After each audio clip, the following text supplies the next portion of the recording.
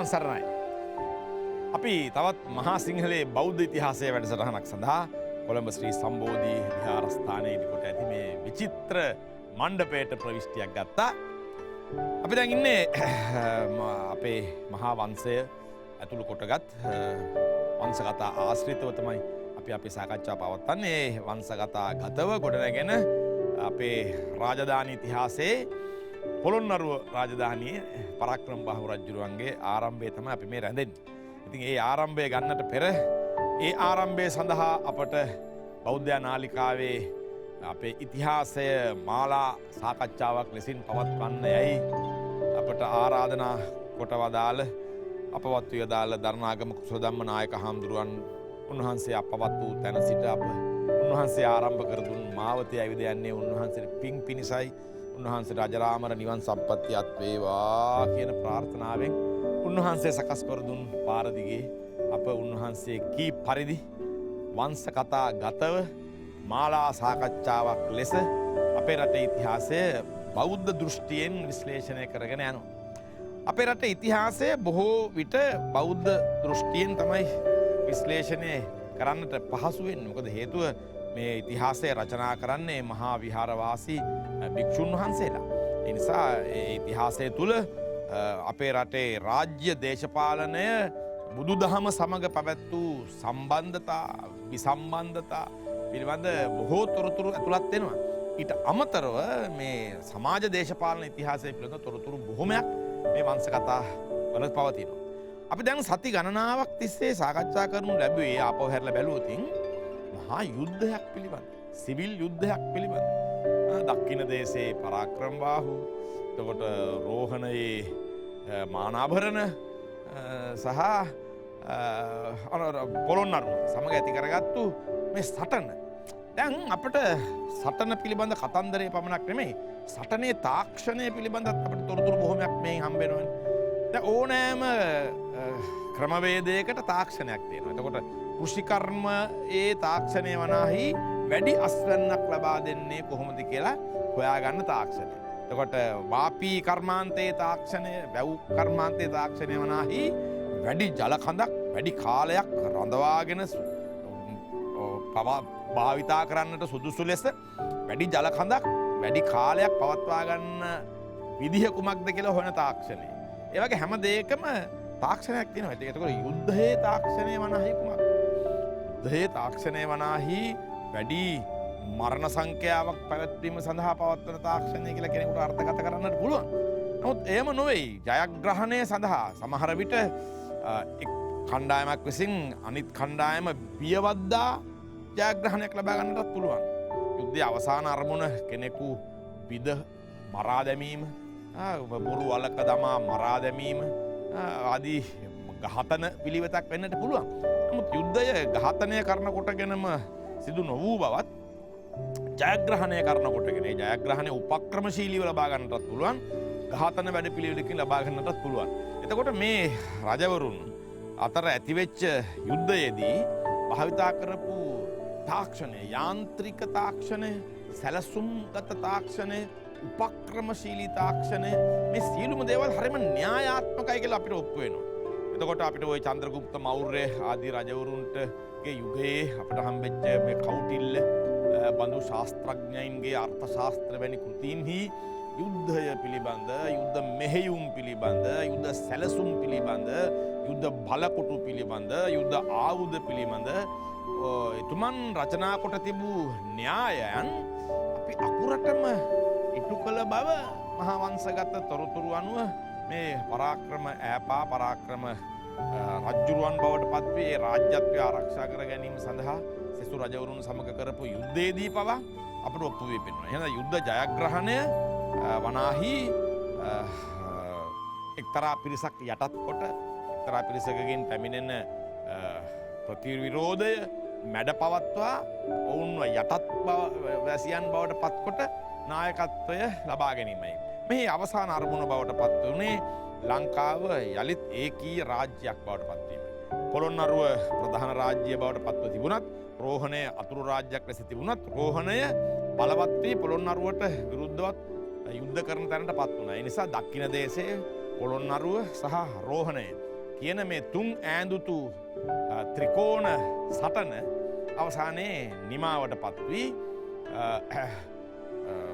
පරාක්‍රම බාහු රජ්ජුරුවන් ජයග්‍රහණය අත්පත් කරගත්තා කියන තැනින් තමයි අපි ගිය වතාවේ අපේ ඉතිහාස සාකච්ඡාවේ කතා ප්‍රවෘත්ති නතර කරනු ලැබුණේ. ඒ කතා ප්‍රවෘත්තියට පිටින් තියෙන සමාජ දේශපාලන ආගමික මතවාදී සංස්කෘතික තොරතුරු බොහොමයක් අපි සාකච්ඡා කරනවා. ඒ බඳු සාකච්ඡාවක් සඳහා අපට හැකියාව ලැබී තිබෙන්නේ මගේ බුද්ධි මණ්ඩලයේ බලවන්තකම නිසා.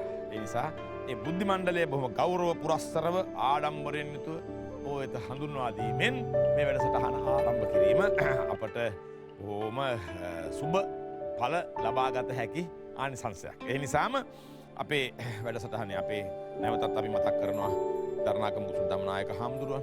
ඒ වගේම අපි මතක් කරනවා උන්වහන්සේගේ අපවත් වීමෙන් පසු මේ අධිකෘතිය තමස්තුරතටගත් අපේ වර්තමාන බෞද්ධ නාලිකාවේ අධ්‍යක්ෂ දුරන්දර බොරලන්දේ වජිරඥානායක හාමුදුරුවන් උන්වහන්සේටත් පින් දෙමින් අපි අපේ බුද්ධි මණ්ඩලය හඳුනා ගැනීමේදී අපේ අපවත් විවදල් දරණාගම කුසල ධම්මනායක හාමුදුරුවන්ගේ ජීව යුගයේදීම උන්වහන්සේගේ ආරාධනාවෙන් අපේ වැඩසටහනට වැඩම කොට වදාළ සීනෑ කෝරුලේ ප්‍රධාන සංඝනායක තැන්පත් හියන්තුඩුව රජමා විහාරයේ විහාරාධීශවර වැලිමිටියාවේ සීලරත්නනායක හාමුදුරුවන්ව දොහොත් මුදුන් දී අපේ මූලාසනයට මෙසේ පිළිගනු ලබනවා. ඒකම පෙරදින විශ්වවිද්‍යාලයේ පුරාවිද්‍යාංශයේ ගෞරව උපාධිධාරී ඉන්පසු ඉතිහාසය පිළිබඳ ග්‍රන්ථ බොහොමයක් රචනා කොට මේ ඉතිහාස අධ්‍යාපන විෂය කෝෂයට ඇතුළත් කරනු ලැබූ තව දුරටත් ශාස්ත්‍රීය පර්යේෂණ බොහොමයක් සිදු කරමින් වර්තමාන ලංකාවේ බෞද්ධ පාලි විශ්වවිද්‍යාලයේ ඉතිහාසයේ සහ පුරාවිද්‍යාංශයේ කතිකාචාර්ය ධූරයේ හොබවන ඉසංක මල්සිරි කතිකාචාර්යතුමාවත් බොහොම ගෞරවයෙන් මේ මණ්ඩපෙට පිළිගනු ලබන ගමන් අවසරයි මේ ආරම්භ කරන්නට සූදානම් වන්නේ මහා සිංහලේ බෞද්ධ ඉතිහාසයයි.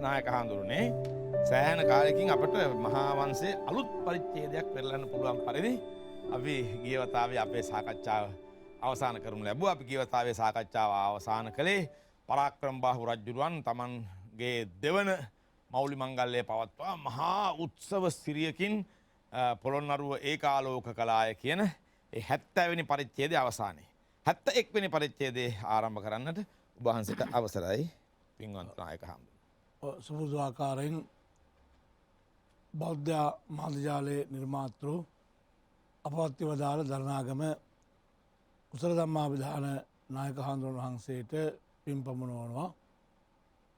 ඒ වගේ වර්තමාන අධ්‍යක්ෂ දුරන්දර අපේ බොරලන්දේ වජිරඥාන හාමුදුරුවන් වහන්සේටත් ඒ කාර්ය මණ්ඩලයට ඒ වගේම ශ්‍රවණය කරන ලක්වැසි ලෝවැසි සෑම දෙනාටම යහපත සිත ප්‍රාර්ථනා කරමින් අලුත් පරිච්ඡේදයක්.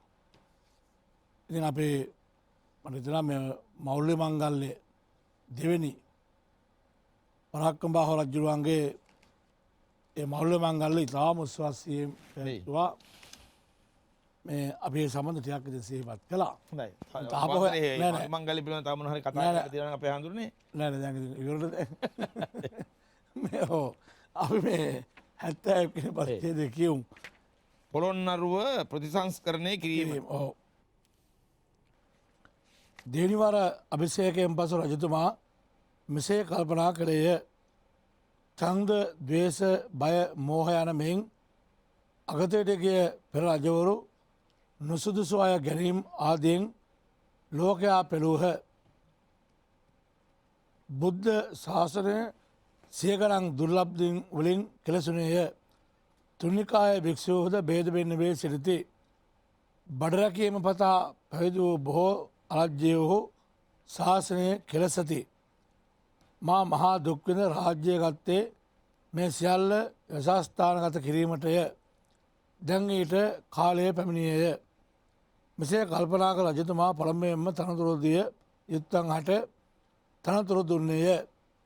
බෙරපේවි කරවා යදියන් රැස්කර අවුරුදු පතා තුලා භාර දුන්නේය.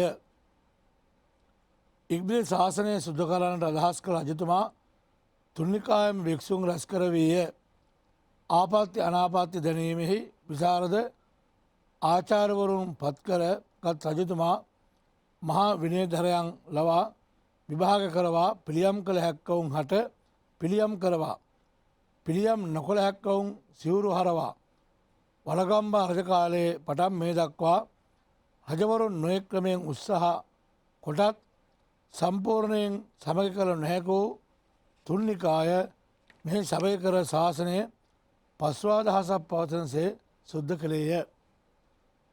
එතකොට මේ පොළොන්නරුව දැන් අප දන්නා මේ පෙරාතුව පොළොන්නරුවේ මහාපරක්කම් බව පළමෙන ඔඩනු පලදිනවා අර විජයබාහු සමග ඇති කරගත සමගයෙන් පස්සේ මානාභරණගේ පැමිණීමෙන් ආපහු පොළොන්නරුවේම රජකම පවත්වාගෙන යන්න මහාපරක්කම් බව කුමාරට පුළුවන් වෙන්නේ නැහැ. දැන් තිබුණු ප්‍රධාන අභියෝග දෙකම අවසානයි. විජයබාහු රජුරුත් මරමුණපත් වුණා. ඊට පස්සේ මානාභරණ රජුරුත් දක්ෂිණ දේශයේ මරමුණපත් වුණා. ඊට පස්සේ දෙවෙනි වර අභිෂේක මංගල්‍ය ඉතාම උස්වාස්යෙන් යුක්තව පැවැත්වුවා. ඊළඟට මේකෙන් පස්සේ රජුරෝ මොනවද කළේ කියලා තමයි අපිට මේ විස්තරෙන් ආරම්භ කළා කියන්නේ. අපි ඉදිරියට මේ විස්තරය සඳහන් කරනවා මේ රජුරෝ කරන්ට යෙදුණු සේවාවල්. පොළොන්නරුවේ ඒ බුදු සසුනේ චිරස්ථිතියට තුන්නිකාය සමග කරවීම, ඒ වගේම සෙල් සමාදන් වන ගිහියාට සංග්‍රහ සලස්වීම, දන් දීම, සිල් රැජ දීම ආදී දේවල්. ඊළඟ භික්ෂුන් වහන්සේලාට බමුණන්ට වැඩිහිටියන්ට සැලකීම, ඊළඟ ගණනුන්ට රෝහල් සහ උපස්ථාන කිරීම, ඊළඟ නගර සංවර්ධන, උයම් පොකුණු ආදී සංවර්ධන කිරීම, දළදා මාලිගාවක් තැනීම, මේ අතුරු නගර තැනීම සහ තවත් මේ අනුරාධපුරයේ ඇතුළුව ඒ ස්ථාන ප්‍රතිසංස්කරණය කිරීම. මේක විශාල කාර්යභාරය රාශියක් සිද්ධ කළා. දැන් මුලින්ම තොර කියන ඔන්න පෙර රජුරුවන්ගෙන් ඉඳන් වෙච්ච මේ ලාංකේය ජනතාවට වෙච්ච දෙයක් තමයි අගතියටපත් වුණු රජවරුන්ගෙන් මේ අයබදු ගැනීම වල අක්‍රමිකතාවයන් ඇති වුණා. දැන් පරාක්‍රම බහුව රජතුමා ගැන විතරක් නෙමෙයි අප අතීතයේ සිහිපත් කළොත් මේ වගේ මේ අවස්ථා ගානක අපට සඳහන් වුණා. රජ කෙනෙක් ආපහු රාජ්‍යත්වයට පත් වුණ ගමන්ම කරපු දෙයක් තමයි මේ අයබදු ගැනීම ආදී ප්‍රතිසංස්කරණය කිරීම. මේ අපිට කලින් හම්බුණා සමහර අයබදු ගැනීම වලදී ඒ නිලධාරීන් ඒවා කසාකෑම් වගේ දේවල් අගතියටපත්ව රාජ මහා යුද්ධයක් පවතින කාලයක අයබදු වැනි ක්‍රියාවලින් බෑනේ. ඔව් ඒකට මෙතනත් ආපහු නැවත ක්‍රමයකට නීතිගත කරන්න යෙදුණා අයබදු ගැනීම ආදිය. ඒත් එකම තවත් දැන් යුද්ධ අස්සේම තවත් වෙන දෙයක් තමයි බුද්ධ ශාසනය සිය ගණන් දුර්ලභකයන්ගෙන් කෙලසුණා. තුන්නිකායේ ભેද බින්න වුණා. බඩ රැකීම පතා පැවිදුව බොහෝ වුණා. උදරස්ස කාරණම් පබ්බජ්ජා කියන එක තිබුණානේ මේ බුද්ධ කාලේ. උදරස්ස කාරණම් පබ්බජ්ජා. බඩ විතරක් ගැනීම සඳහා කියලා එහෙම අනුච්චයක් තිබියා. බුද්ධ කාලෙත් හිටියා. ඊට මෙහා හැම කාලෙකමත් එහෙම අවස්ථාවද අදත් එහෙම තමයි. අද ලොකු ගැටලුවක් වෙලා තියෙනවා. දැන් මේ පෙරාවත අපි නිකන් ඉන්නලා කතා කළා. දැන් අවුරුදු උත්සව ඉස්සෙන් පහුගිය ගෙවුණු. ඉතින් ඒ කාලවල ප්‍රධාන කඩන දාන ලංකාවේ ප්‍රසිද්ධ ස්ථානවල පවත්වන දාන අනුරාධපුර වේවා, නුවර වේවා, කොළඹ වේවා. ඉතින් ඒ තැන් වලට අදටත් අපි දන්නවා මේ වුඩ්ඩ පබ්බිජිතාය. කොහෙන් හරි සිවුරක් දාගෙන අර ලැබෙන පිළිකරක් මුදලක් ගන්න ඒ අවස්ථාවට සම්බන්ධ වෙනවා. අදරත් ඒවගේ මේ තාවකාලික ඒ වාසිවලට එහෙම ඉදිරිපත් වෙන උදරස්සකාරනම් පබ්බජ්ජා කියන ඒ අදරත් අපට මැඩපවත්වන්න පුළුවන්කමක් ලැබිලා නැහැ. ඉතින් යුද්ධයක් තිබුණාට පස්සේ අපි දන්නවා හැමතින්ම මේ පෙරහීමට පත් වෙන ශාසනයත් එහෙම තමයි. දැන් ලංකාවේ එක් කාලයක් අපේ ලංකාවේ මේ විදේශයෙන් ඇවිල්ලා කරපු යුද්ධ නෙමෙයි මේ අතරම තිබිච්ච ඒ කාල සීමාවල් පොළ අපි දන්නවා ශාසනයෙන් පිරුණානේ නේ. අපිට ඕන හැටියට වෙසක් උත්සව කරන්න බැරි වුණා. උසන් උත්සව කරන්න බැරි වුණා. දල්දා මාලිගාව වන්දන්න බැරි වුණා. පොළොන් ජයශ්‍රී මහා බෝධි වන්දන්න බැරි වුණා. එක පැත්ත. අනිත් පැත්තෙන් ගත්තාම භික්ෂුන් වහන්සේලා විශාල ප්‍රමාණයක් මරමුවටපත් වුණා. ඒ පැත්තනුම් මල මේ පැත්තනුම් මල සමහර කාලවල. රජයේ නම යන්න වෙනත් සංවිධාන විසින් මැරුවා. ප්‍රසිද්ධ හාමුදුරුවෝ. ලංකා කීදෙනෙක් මැරුවාද ප්‍රසිද්ධ හාමුදුරුවෝ මේ රජේ ගොඩට වැටෙන්න. ඒගොල්ලෝ රජයෙන් තමයි හාමුදුරුවෝ මැරුවේ කියලා ඒ ගොඩට වැටෙන්න ලංකා කියන හොඳ නැහැ. ලංකාවේ විශාල ප්‍රසිද්ධ හාමුදුරුවෝ වහන්සේලා පිරිසක් මරමුවට පත් කළා. අනිත් පැත්තනොත් ඒ වගේම වුණා. සමහර ඒගොල්ලෝ චෝදනා කළ අනිත් පැත්තෙන් ඒ රජයේ විසිනුත් ඒ වගේම විශාල ප්‍රමාණයක් හාමුදුරුවෝ කලාකාරෝ හැම කෙනෙක්ම ඝාතනය කළා. අනිත් මේ තව කාකේවත් නමට ගොඩට වැටෙන්න. යුද්ධයක් තිබුණාම කලාව වේවා මේ ශාසනය වේවා මේ සෑම එකක්ම ග්‍රන්ථකරණය වේවා සෑම එකම පිරිහෙනවා.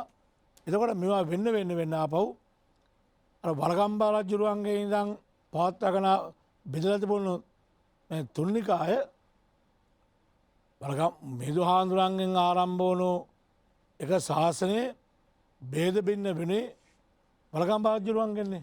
ඉතාම සුළු කාරණයක්.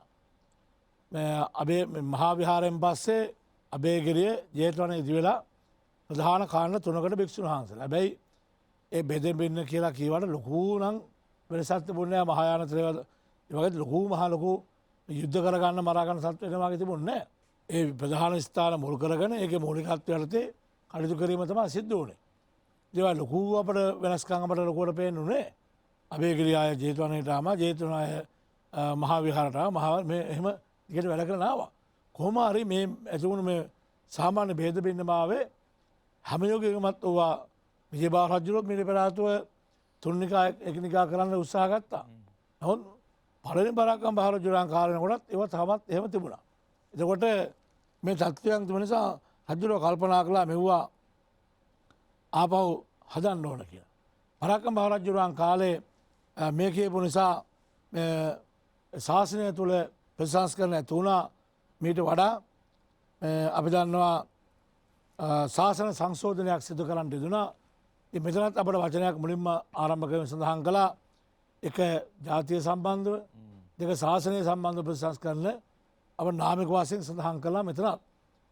මීට අමතරව තා ඉදිරියේදී සම්පූර්ණයෙන්ම 78 වෙනි පරිච්ඡේදයේ ශාසන සංශෝධනය පිළිබඳව විස්තර කරලා තියෙන හින්දා ඒ ශාසන සංශෝධනය සම්බන්ධව අපි අමුතුවෙන් කරුණු කාරණා මෙතෙන්ට ගව ගන්න අවශ්‍ය නැහැ.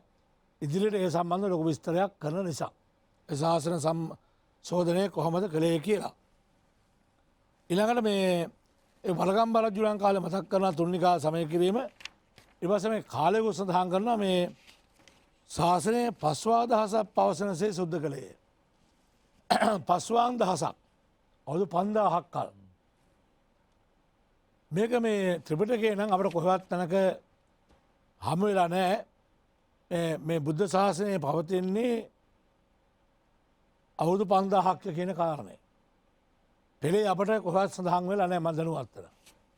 හැබැයි අපිට මුලින්ම අපට සඳහන් වෙනවා ලංකාවේ වලගම්බා රජුරන් කාලේ ත්‍රිපිටකයේ ග්‍රන්ථාරූඪ කරනකොට ඒ හාමුදුරුවෝ වහන්සේලා සඳහන් කරන්නේ මහවංශයේත් එක තියෙනවා මේ ත්‍රිපිටකයේ ග්‍රන්ථාරූඪ කරන්නේ මොකටද 5000ක් කල් බුදුහාමුදුරන්ගේ ත්‍රිපිටකේ පවතින. 5000ක් කාලයකට මේ බුද්ධ ශාසනය පවතිනවාය පවතින්න ඕනේ. ඒ නිසා තමයි මේ ත්‍රිපිටකේ මේ ග්‍රන්ථාරූඪ කරන්නේ කියලා තමයි ග්‍රන්ථාරූඪ කිරීම කළේ. පස්සෙත් ආව සඳහන් කලා දැන් ග්‍රන්ථාරෝඩ කලා එනිසා මින් පස්සේ මේ බුද්ධ ශාසනයේ බුදු හාන්දුරන්ගේ ධර්මය අවුරුදු 5000ක් කල් පවතිනවාය කියලා. ඇති හින්දා ඒ අප අදරත් අපි භාවිතා කරනවා මේ තේරවාද බුද්ධාගම තියෙන අවුරුදු 5000කටයි කිය. එපස්ස අපි මේ හජෝරුදි හෙමත් කිවේ පස්වාන් දහසකට බුදුවෙන්න කියල හැම වෙනකොට 2500ක් 500 කියෙන කතන්දරයි. ඒ 5000 ආවේ අපි කිය මේ බුදුහාන්දුරන්ග දෙයක් නෙවේ මේක. මුල්මාර අපට හඳහන් වෙන්නේ ත්‍රිපිටකයේ වලකම්බා රජුරන් කාලය ග්‍රන්ථාරූඪ කරනකොට ඒ වෙලාවේ සටහන් කරපු දෙයක් තමයි මේක ත්‍රිපිටකයේ ග්‍රන්ථාරූඪ කරනවා කොච්චර කාලයකටද 5000ක් කල් මේ ශාසනය පවතින්නේ. ග්‍රන්ථාරූඪ කළා ඒක පිටපත් කළා එහෙම කළා තාපව කිව්වා දැන් හරි දැන් මින් පස්සේ ත්‍රිපිටකයේ 5000ක් කල් පවතිනවා කියලා. දැන් මෙතනදිත් තාපව කියනවා වලකම්බා රජුරන් කාලේ දැන් මෙතනත් අවුරුදු ගාණක් ගිහිල්ලා දැන් මෙතනදිත් කියලා එතනදිත් තාපව 5000ක් කල් පවතිනකම්ම දෙවලහෙම. ඕක අපේ ජනශ්‍රෘතික ප්‍රාර්ථනාවක් නේ අපි අහන්නේ. දැන් සාමාන්‍යයෙන් අපි කියන රජුරන්ටත් කියන්නේ පස්වාන් දහසකට බුදුවන්න දේවයන්. මේ 5000 තමයි ආවේ. ඒ 5000 නෙවෙයි. ඒ කියන්නේ බුද්ධ ශාසනයේ තින තාක් කල් රජුරෝ ඉන්නනේ. වක්‍රෝති ගොඩක් කියනවා ඒකේ. බුද්ධ ධර්මයේ තියෙනකම්ම රජුරොත් ඉන්න ඕනේ. අද බුද්ධ ධර්මයේ රකින්න රජුරෝ ඉන්න ඕනේ. බුද්ධ ධර්මයේ රජතුමාගේ සම්බන්ධයත් අපිට මේ පැත්තෙන් කියවෙනවා. පස්වාන් දහසක් ඒ වගේම ඒක රැක්කොත් ඔබ වහන්සේ බුදු වෙනවා කියලා. ඕ එහෙම පැති ගොඩක් ඒවා කියන්න පුළුවන්. ඉතින් එහෙම ගත්තාම මේ ශාසන සංශෝධනයක් සිදු කරනවා. ඊට පස්සේ ආපහු මේ නොයෙක් නගර මැදේ නොයෙක් ශාලා සතර දිගට විශාල චතුස්ශාලා. ඔව්. ඊට පස්සේ සිල් ගන්න අයට මේ දවස්පතා ආශ්‍රය කරන උපකරණ. ඊට පස්සේ දංහල් දාන ශාලා 4ක්. ඔව් ඊට පස්සේ ආපහු සිල් රෙදි ඉවත් දුන්නා. මේ දැන් මේ කියන්නේ මුලින්ම කොට ශාස්ත්‍රණය කරපු සේවාවල්. දැන් මේවටත් යන්නේ ආගම සම්බන්ධ ඒවානේ. සියම පන්සල් තුන්නිකාය සමය කළා පන්සල් හැදුවා. ඊට පස්සේ ආපහු සිල් ගන්න අයට සිල් රෙදි දුන්නා. අවුරුදු පතා වැඩිමහල් උපදෙම් පොරොන් රෙදි දුන්නා. ඒ වගේ දේවල් මේ ආගමේ කටයුතු දේවල්. ඊට පස්සේ සාමාන්‍ය මැසියන සතර දිග දංහල 4ක් කරවා. ඊට පස්සේ ලෝහ භාජන ඇඳ ඇතිරලි කොට්ටමෙට්‍ර ආදී තබ්බා මේ කිරි ආදී දහස් ගණන් දෙනුම්ද මිහිරි කිරි දෙන්නු මේ රජතුමා විසින් එක් දංසල් අතරට දුන්නා. දැන් මේවා මේ අපේ ගණන් නොගත්තට අපට තේරෙන දැන් ලෝහ භාජන පාවිච්චි කරපු විස්තර. ඇඳ ඇතිරලි මේවා තානායම් තමයි බලපුවාම. රෙස්ටුරන්ට් වගේ තානායම් හදලා නුවරට යන්නේ ණයට කැම්බිම නොමිලේ ලබා දීම් කළානේ. ඊට පස්සේ දීර්ඝ කාලින වශයෙන් ගත්තාම මිහිරි කිරි දෙන දහස් ගණන් ගවයින්. දැන් අපි කිරි නිකන් දුන්නා ඒ වෙලාවට විතරක් ඒක විතරක් නෙමෙයි. දැන් අපි එහෙම කරානේ සමහර අවස්ථාවල අපේ එක එක ගෝල දුන්නා අපි දන්නා ඕන එක එක වල ඉස්කෝල දුන්නා බිස්කට්. පාසල් දරුවන්ට එක් කාලයක දුන්නා කැඳ වීදුරුවක්. එක් කාලයක දුන්නා ආපහු මේ බත් පැකට්. පිටිකිරිත් දුන්නා. එතකොට මේ එක එක දේවල් බනිස් දුන්නා. කැඳ කිරි බත් ඔහොම. මේක එහෙම తాවකාලික ගන්න මේක දුන්නා කිරි ඒවා දුන්නත් එක්කම ගවයෝ. එතකොට මේ ඒක හැබැයි ඊට වඩා දීර්ඝ කාලින වශයෙන් ගත්තාම මේ දහස් ගාණක් ගවයව රකින්නත් ඕනේ. ඔව් දහස් ගාණක් එතකොට මේ අර කිරි වීදුරුවක් දෙනවට වඩා දීර්ඝ කාල වශයෙන් ගත්තාම ගව දෙන එක මේ හරි වටිනවා. අපි දැන් කියමු දැන් ඔය ටීවී එකට කරන් කෑල්ලක් දෙනවට වඩා දීර්ඝ කාල වශයෙන් අත්‍තරම මම දසදහක් අපිට මම කරන් කෑල්ල දෙනවට වඩා දසදහසක් අපේ වැසිකිලි පෝච්චි දෙනවට වඩා 10,000ක් අපේ කිරිගවය දුන්නොත් එහෙම රටේ ඒකෙන් ලැබෙන ප්‍රතිලාභ ගත්තාම කොච්චර වටිනවද? දැන් මෙහෙම හිතලා වෙන්න ඇති එහෙම ගවයෝ දන් දුන්නා. ඊට පස්සේ මේ පිරිසුදු ජලයේ පළතුරු අපිට මේ හදපු ගස් කොළන් ගැනත් මේකේ තියෙනවානේ.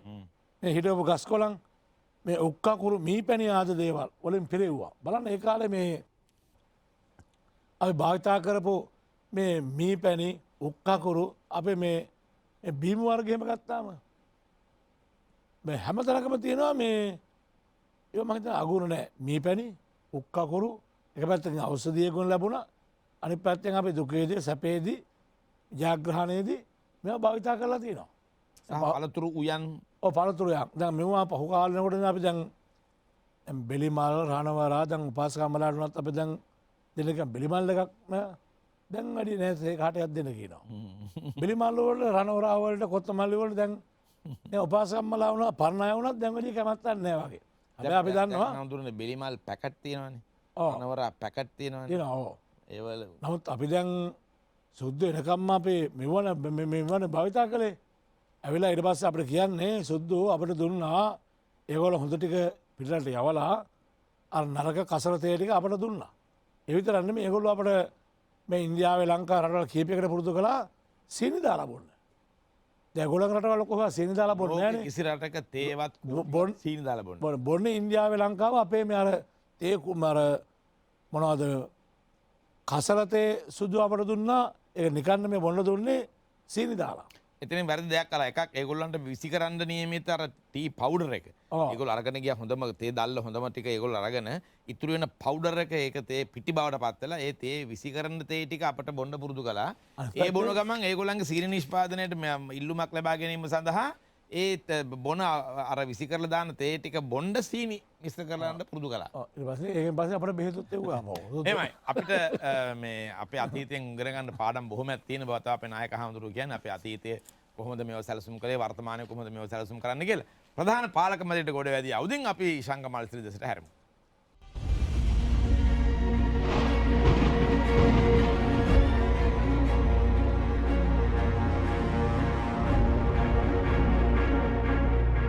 හොඳයි. දැන් අපේ නායක හඳුරුව මේ වංශ කතාගතව කරන පැහැදිලි කිරීමේ වැඩි හරියක්ම කියුනේ මේ බුද්ධ ශාසනය පිරිහී ගිය බුද්ධ ශාසනය යළි ප්‍රතිස්ථාපනය කිරීම උදෙසා පරාක්‍රම බාහු රජුරවන්ට තිබිච්ච අවශ්‍යතාවයේ ඒ අවස්ථා කීපයක් තමයි කිව්වේ.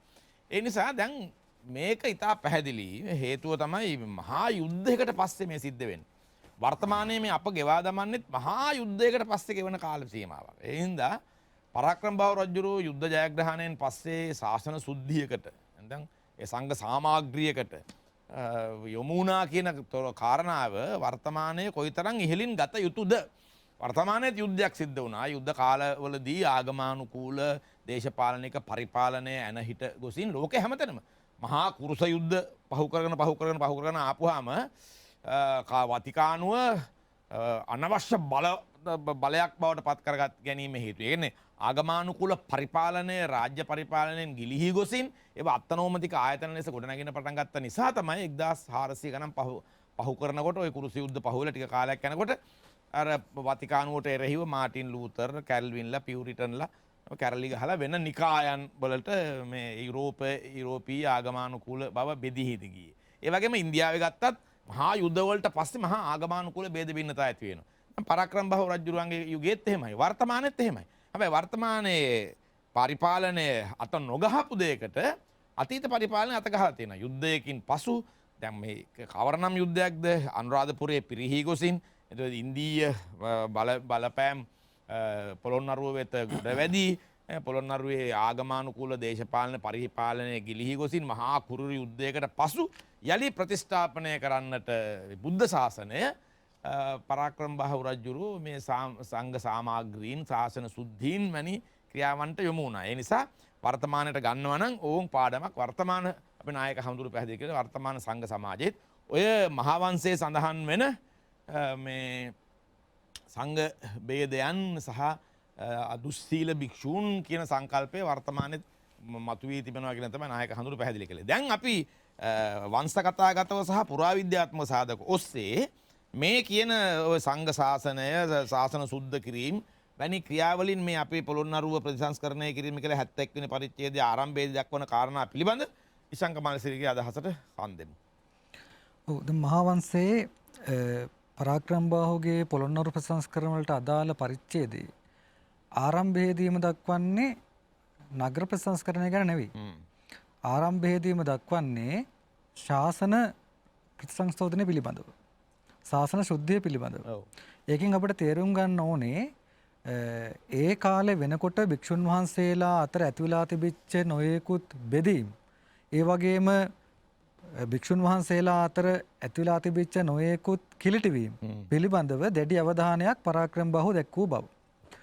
දැන් එහෙම වෙන්න හේතුකුත් තියෙනවා. ඒ කියන්නේ පරාක්‍රම බාහුව මුහුණු දුන්නු ඒ අතිශය දීර්ඝ සංග්‍රාමික කාල සීමාව ඇතුලේ බලය අත්පත් කර ගැනීමට භික්ෂුන් වහන්සේලාගෙන් ඉටු යුතු ඓතිහාසික කාර්යභාරය යම් සීමිත ප්‍රමාණයකින් වුණා අවස්ථා කිහිපයකදී. අපි දැක්කා මීට කලින් දෙවනි ගජබහුව සහ පරාක්‍රම බහුව අතර සමග සන්දානට භික්ෂුන් වහන්සේලා මැදහත් වෙනවා.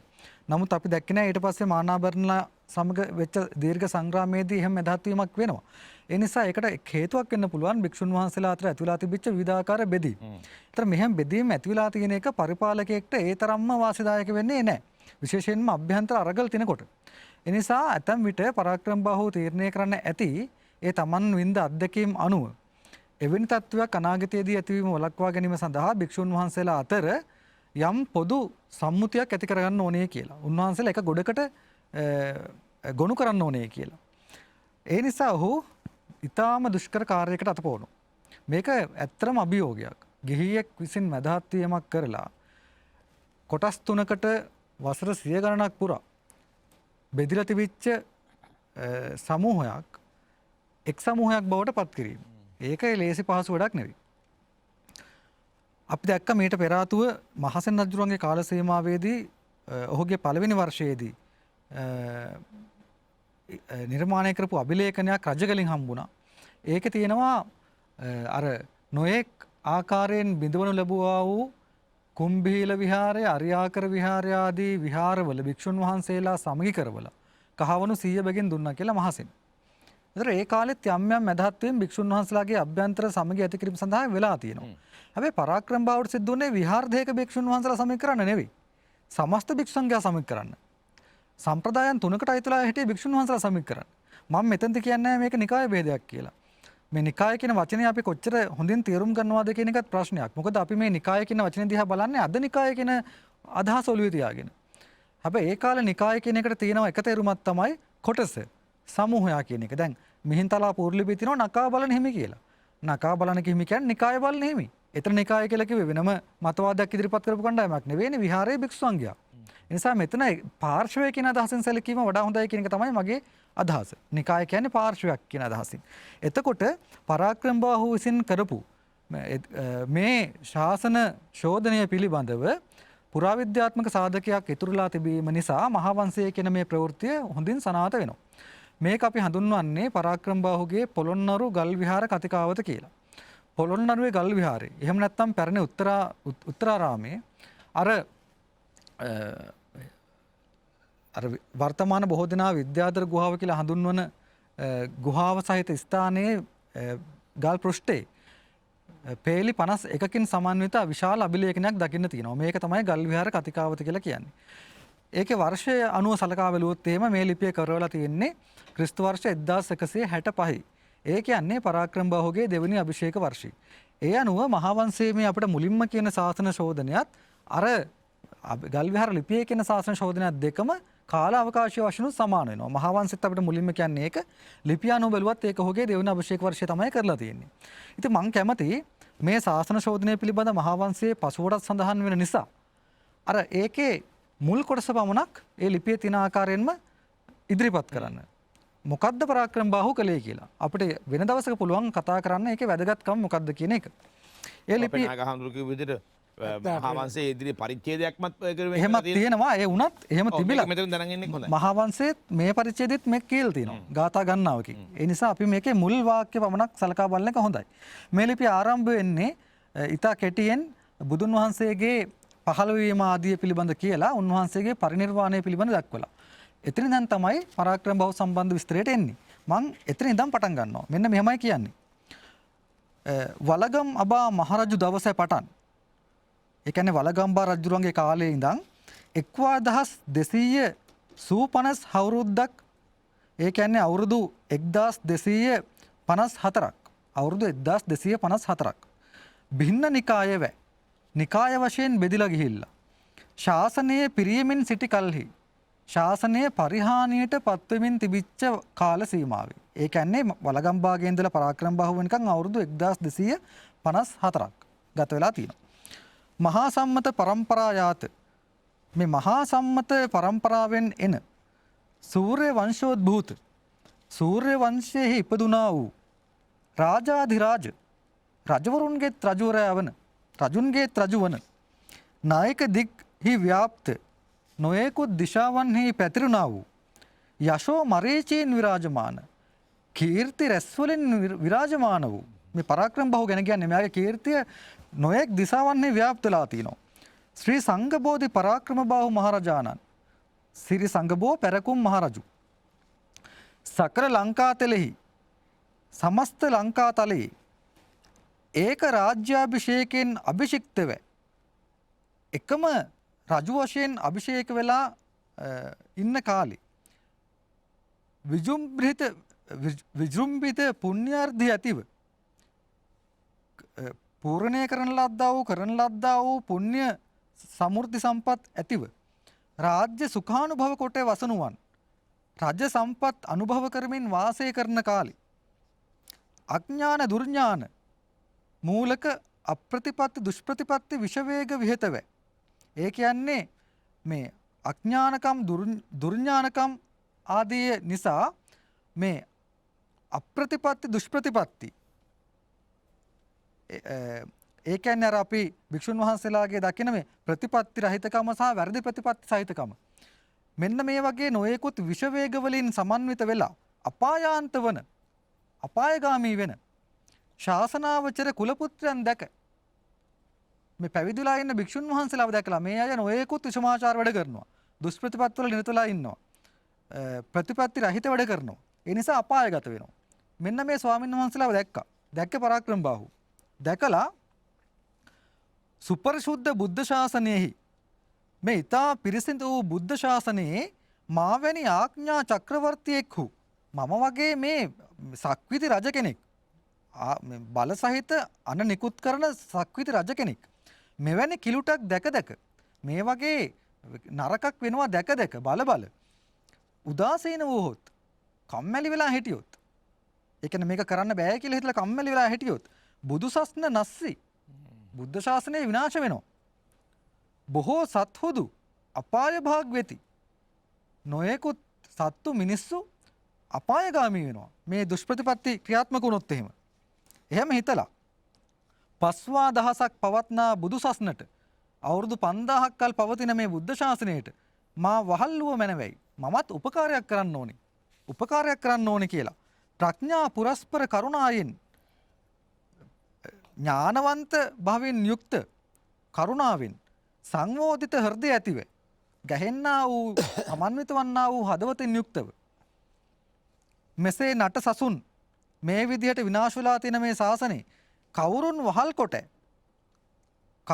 කුමන පුද්ගලයෙක් පිහිට කොට ආධාර කොටගෙන අපාගත ලංකව අපාගත නොවි පස්වා දහසක් පවත්නා පරිද්දෙන් කෙරෙම්දෝ හොයි සිතා අවුරුදු 5000ක් කල් පවතින විදිහට ස්ථාවර කරන්නේ කොහොමද කියලා කල්පනා කරලා බලලා ඊට තවත් වාක්‍යයක් තියෙනවා ඒක අයින් කළොත් එහෙම පෝෂිත සීලස්කන්ධාදී ලෞකික ගුණ රත්නාලංකාරයෙන් සමලංකృత වූ මේ උපෝෂිත ශීල ස්කන්ධ වැනි උතුම් ගුණයන්ගෙන් උතුම් ගුණ නැමැති මණික් වලින් අලංකාර වූ ඒ කියන්නේ ඒ වගේ ගුණ සම්පත්තියෙන් තියෙන උදුම්බරගිරි නිවාසී දිඹුලාගල වාසය කරන මහා කාශ්‍යප මහාස්තවිර ප්‍රමුඛ ඒ මහා කසුප් මහාස්තවිරන් වහන්සේ ප්‍රධාන මහා විහාරාදිවාසී භික්ෂු සංඝයා දැක මහා විහාර සම්ප්‍රදායේ භික්ෂුන් වහන්සේලාව මුණ ගැහිලා ඔවුන් වහල් කොට ඒ භික්ෂු සංඝයා වහන්සේව උපකාර කරගෙන ඔවුන්ගේ ආධාරය ලබාගෙන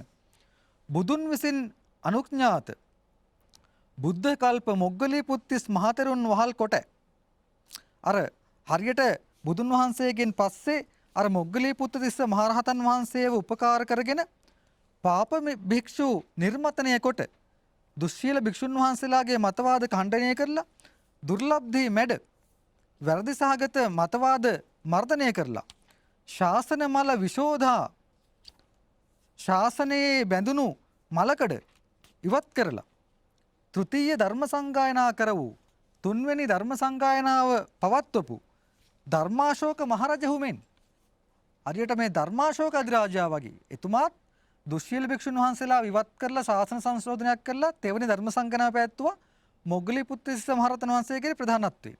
හරියට අන්න ඒ වගේ. හරි. ඒ කියන්නේ තමන් අශෝක වගේ කියලායි මේ කියන්නේ. අනේක ශත පාප භික්ෂූන් නොඑක් සිය ගණන් පාප භික්ෂූන් වහන්සේලා ශාස්ත්‍ර ශාසනයෙන් අපගත කොට මේ ශාස්ත්‍රඥ වහන්සේගේ ශාසනයෙන් ඉවත් කරලා බලන්න ඊළඟට කියන එක ෂඩභිඥා ධානයක ගුණගණෝපේත අර ෂඩභිඥා සහිත අභිඥා සම්පත්තිය සහිත වෙලා හිටපු මහා ශ්‍රීනාශ්‍රවයන් නැති කල්හි පවා මේක හරිය එක පැත්තකින් මේක යම් කිසි ආකාරයක මේ උපහාසයක් මේ කරන්නේ. ඒ කියන්නේ මෙතුමා කියන්නේ අභිඥාලාභී භික්ෂුන් වහන්සේලා හිටපු කාලේ පවා. ඒ කියන්නේ අතීත රජුරුන්ගේ කාලෙදී අභිඥාලාභී භික්ෂුන් වහන්සේලා හිටියා. මහා ත්‍රිවිධ සම්පන්න භික්ෂුන් වහන්සේලා හිටියා. රහතන් වහන්සේලා හිටියා. මහා ශ්‍රීනාශ්‍රවයන් නැති කල්හි පවා. පූර්ව රාජ්‍යයන් විසින් අතීත රජදරුවන් විසින් මහෝත්සාහයෙන් උදු මොනතරම් උත්සාහ කළත් සමග නොකට ගත හුණු සමගි කරන්න බැරි වෙච්ච රහතන් වහන්සේලා හිටියේ කාලේ රජුරුන්ටත් සමගි කරන්න බැරි වුණා. තුන්නිකාය සමග කිරීමෙන් එක්නකා කොට සමග කිරීමෙන් එක්නිකායක් කළා. එතකොට අපිට තේරෙනවා මොනතරම් පරාක්‍රම බාහු රජුරුවන්ගේ නිරීක්ෂණයක් තිබ්බද මේ භික්ෂුන් වහන්සේලා අතර නොයෙකුත් දුෂ්ප්‍රතිපත්ති අනුගමනය කරන භික්ෂුන් වහන්සේලා ඇති වෙලා අර ස්වාමීන් වහන්සේ කලින් කිව්වා වගේ බඩගෝස්තරවාදය බඩවියත රැක ගැනීම මුල් කරගෙන මහාන වෙච්ච භික්ෂුන් වහන්සේලා භික්ෂුන් වහන්සේලාට නොගැලපෙන භික්ෂු සාරූප්‍යයට නොගැලපෙන නොයෙකුත් කටයුතු කරමින් මේ ශාසනය විනාශ කරමින් කිලිටි කරමින් ශාසනය දි รา පත් කරවමින් තිබිච්ච කාලෙක ඒ ගැන අවධානය යොමු කරලා මැදහත් වෙලා එතුමා මේ තුන්නිකාය සමීක්ෂ කළා. ඒකෙන් අදහස් කරන්නේ මේක අතිශය අසීරු කාර්යයක්. කොච්චර අසීරුද කියනවා නම් හරියට රාජ්‍ය ලබා ගැනීම පහසුයි කියනවා. නිකාය සමකිරීමට වඩා. ඒ තරම් අසීරුයි. නමුත් ඒ වුණත් එහෙම කළා. එහෙම කරන්න පුළුවන් වුණා එක හේතුවක් තමයි මෙයාගේ රාජ්‍යර්ධිය. රාජ්‍යර්ධිය කියන මුද්දයක් නෙවෙයි. බලපුලුවන් කරකම. එයාගේ ප්‍රබල බව. එතකොට මේ දේශපාලන පෞරුෂය, දේශපාලන බලාධිකාරයත් එයා යම් තරමකට පාවිච්චි කළ බව පේනවා මේ නිකායත්‍රයේ සමීකරණ. එහෙම නොහැකි වුණා නම් මේ නිකාය තුන සමීකරණ කිරීම ලේසි පහසු කටයුත්තක් නෙවෙයි. මීට පෙර විජය බහුට කලින් රජවරු අතරේ කැපිපෙන උත්සාහයක් තිබෙන්නේ නැහැ නිකායත්‍රයේ සමීකරණ. ඒ නිසාම ඔය අද වර්තමානයේ තියෙන වගේම තත්ත්වයක් තමයි තිබුණේ. අපි දකිනවා වර්තමානයේ සමහර ජාතික ප්‍රශ්න වෙන්න පුළුවන් ඇතැම් කරුණු පිළිබඳ වුණත් එක් නිකායක මහානායක ස්වාමීන් වහන්සේලා එක මතයක් ඉදිරිපත් කරනවා. තව නිකායක මහානායක ස්වාමීන් වහන්සේලා තව මතයක් ඉදිරිපත් කරනවා. ඒතර වාසිය කාටද යන්නේ? පාලකයාට යන්නේ. පාලකයාට එක් මහා විහාරයක් නැති වෙනකොට තව මහා විහාරයක් පාලකයා වෙනුවෙන් ඉන්නවා. ඒතර ඒක බලපන් රටට අවශ්‍යගතයි. ඒ නිසා රටට යහපතක් වෙන්න නම් රටේ මිනිසුන්ට යහපතක් වෙන්න නම් නිකායත්‍රය සමීකරන්න ඕනේ. ඒ නිසා එක පැත්තකින් දේශපාලනයට තිබෙන්නා වූ පිටුබලය නිසා අනිත් පැත්තෙන් ජාතික වශයෙන් භික්ෂුන් වහන්සේලාගේ සහාය ලබා ගන්න තියෙන අවශ්‍යතාවය නිසා සහ ඇත්තටම බුද්ධ ශාසනය පැවැත්මට මේක තීරණාත්මක සාධකයක් වෙන නිසා පරාක්‍රම බහු මේ අතිශය අභියෝගාත්මක ගිහියෙක්ට කරන්න පුළුවන්ද කියලා ඇතැම් වෙලාවට හිතෙන බොහෝ රජවරුන් පසුබට වුණු ඒ අභියෝගාත්මක කාර්යභාර අරගෙන ඒක පරාක්‍රම බහු ඉෂ්ට කරනවා. ඉෂ්ට කරන විතරක් නෙවෙයි ඊට පස්සේදී ඔහු ඒ කතිකාවත මේ මහා කාශ්‍යප හාමුදුරුවෝ ප්‍රධාන භික්ෂු සංඝයාගේ ආයාචනයෙන් ඇත්තටම මේක ගල් විහාරයේ උත්තරාරාමේදී කොටවලා තියන්නත් කටයුතු කරනවා. ඒ නිසා අපිට මේ ඉදිරි පරිච්ඡේදයකදී පුළුවන් මේකේ අන්තර්ගතය ගැන කතා කරන්න. නමුත් මම මේ කිව්වේ අර මහා වංශයේ අපිට දෙන විස්තරය ඊටාම නිවැරදි බව මේ අභිලේඛන පාඨ අනුව හොඳින් පෙන්눔 කරනවා. මේක ඉතාම වැදගත් සාකච්ඡාවක් හිතවතුනි. මොකද දැන් අපේ නායක හාමුදුරුවෝ කියවා පැහැදිලි කරනු ලැබුවේ පොළොන්නරුවේ පරාක්‍රම බහු රජුරන්ගේ ජයග්‍රහණයෙන් පසු උන්වහන්සේ පටන්ගත්තු මේ පොළොන්නරුව ප්‍රතිසංස්කරණය කිරීම පිළිබඳ පරිච්ඡේදය මහා වංශයට අනුගතව. එතකොට ඒ තොරතුරත් දැන් මේ ඉශංක මල්සිරි කතිකාචාර්යතුමා පැහැදිලි කරපු ඒ සෙල්ලිපි ඒ අභිලේඛනයේ පිළිවෙතත් දැන් බලන්න අභිලේඛනය කියලා කියන්නේ මේ පසුකාලීනව රචනා කරපු දෙයක් නෙමෙයිනේ. දැන් මහාවංශය නම් මේ සිදුවීම් වලට පසුකාලීනව තොරතුරු ඔක්කොම එක රාශී කරගෙන රචනා කරපු දෙයක් වෙන්න ඕනේ. හැබැයි මේ අභිලේඛනය පරාක්‍රම බහු රජුරන්ගේ ජීව කාලය තුල එතුමන්ගේ අධීක්ෂණයෙන් එතුමන්ගේ මැදිහත්කමින් කරන ලද ක්‍රියාවලියක් නේ. එතකොට මේ පරාක්‍රම බහු රජුරන්ගේ රාජ්‍ය කාලය තුල තමයි මේ අභිලේඛනය පිහිටවන්නේ. එතකොට මේ අභිලේඛනයේ තියෙන කරුණු කාරණා ඒවා සත්‍යෙමනේ. ඒවා වල මේ අතිශෝක්ති වර්ණනා හෝ සිතා ගැනීම හෝ අනුමාන හෝ මේ වර්ණනා හෝ එහෙම කිසිවක් නොවේනේ. දැන් එතකොට මේ හරියටම ක්‍රිස්තු වර්ෂ 1100 ගණන් නෙමෙයි 1165. ක්‍රිස්තු වර්ෂ 1165 වෙනකොට ලංකාවේ රාජ්‍ය දේශපාලනයේ බුද්ධිමත්කම රාජ්‍ය දේශපාලනයේ සිතුවිල්ල තමන් බලයට පත් වූ සැනින් වහාම මේ සංඝ සාමාග්‍රියක් පැවැත්විය යුතුයි. එතකොට මේ පිරිහී ගිය ශාසනය යලි නගා සිටිය යුතුයි. නිකාය භේදය දුරුකොට ඒක නිකායික පිළිවෙතකට සකස් කරගත යුතුයි කියා සමකාලීනවම ගලේ කොටා තබන ලද සිද්ධියක් ගැන මේ කතාව. ඒ නිසා දැන් නිකමට අපේ ඉතිහාසය මොනතරම් මේ පරිපාලනමය ලෙස එතකොට ශාසනික ලෙස කොයි තරම් වගකිව යුතු කාරණාවක්ද කියන එක. අපේ හාමුදුරනේ මහාචාර්ය මැන්දිස් රෝහණදිරයන් රචනා කළානේ මහාසාමි සංඝරාජ කියලා පොත් 3ක්. එහි දැන් ඔය මහාසාමි සංඝරාජ කියන තානාන්තරය ආරම්භ වෙන්නේ පොළොන්නරු යුගයේ ඉන්නේ. දැන් ඔය කියන ඔය සංඝ සමාග්‍රයකට සහභාගී වෙච්ච දැන් ඒ සෙල්ලිපියම සඳහන් වෙන මහා මුගලන් හාමුදුරුවෝ කොහෙද දිඹුලාගල කාශ්‍යප හාමුදුරුවෝ සහ සාරිපුත්ත හාමුදුරුවෝ ටීකාචාර්ය සාරිපුත්ත හාමුදුරුවෝ. එතකොට මේ ස්වාමින් වහන්සේලාගේ මැදිහත්කම කොයිතරම් පරිපාලනමය වශයෙන් වැදගත් වුණාද කියනවා නම් ඊට පස්සේ මේ සංඝ රාජ මහා සාමි කියන තානාන්තරයක් සකස් වෙනවා. ඒ තානාන්තරය අසරණ සරණ සරණංකර සංඝරාජ හාමුදුරුවෝ දක්වාම ගොඩ නැගෙන පිළිවෙතක් තියෙනවා. දැන් ලංකාවේ සමාජ දේශපාලනයේ සකස් වෙන්න රාජ්‍යය සහ සංඝ සමාජය මොන තරම් බලපැවැත්වුණාද? ලෝකයේ වෙනත් රටවල් වලට වඩා වෙනත් රටවල් වල බොහෝ විට රාජ්‍ය දේශපාලනයෙන් යැපෙන ආගමානුකූල ආයතන තමයි අපිට හමුවන්නේ. මේ නමුත් ලංකාවේ අපට හමුවන්නේ රාජ්‍ය දේශපාලනය සහ ආගමානුකූල ආයතන අතර ඇති සාම්‍ය සම්බන්ධතාව. එතකොට රාජ්‍යත්වයේ තහවුරු වෙන්නේ සංඝරාජ හාමුදුරුවෝ වැඩ වාසය කරන්නේ කොයි ප්‍රදේශයේද? දළදා හාමුදුරුවෝ වැඩ වාසය කරන්නේ කොයි ප්‍රදේශයේද කියන කාරණාව මත තමයි රාජ්‍ය බලය තහවුරු වුනේ. ඔන්න මේ පිළිවෙත ක්‍රමක්‍රමයෙන් ලංකාවේ දේශපාලන සමාජ සංස්කෘතික මතවාදය පෝෂණය කරන්න කොතරම් බලපැවැත්වුවාද කියන එක පිළිබඳව අපිට හමු වෙන සාහිත්‍ය සාක්ෂියකුයි පුරාවිද්‍යාත්මක සාක්ෂියකුයි තමයි නායක හාමුදුරුවෝ සහ කතිකාචාර්යතුමා ඉදිරිපත් කරනු ලැබී. එහෙනම් අපිට කොයිතරම් සාකච්ඡාවක් මේ වෙනුවෙන් පවත්වන්නට පුළුවන්ද?